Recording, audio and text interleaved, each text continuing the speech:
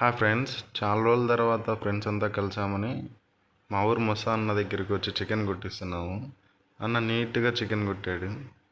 తర్వాత ఇంటికి తెచ్చుకొని నీట్గా శుభ్రం చేసుకొని కడుక్కుంటూ ఉన్నాము.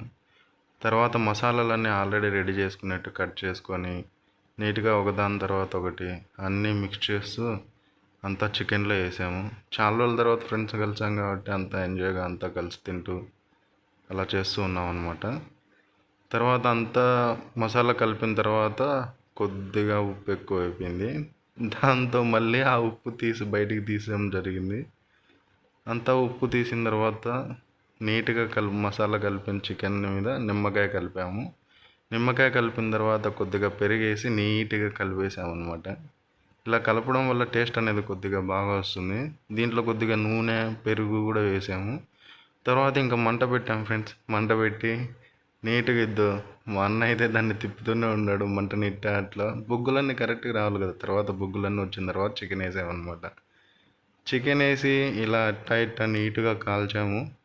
పల్లెటూరు కాబట్టి మేము కాల్చే టైంకి నైట్ అయిపోయిందనమాట.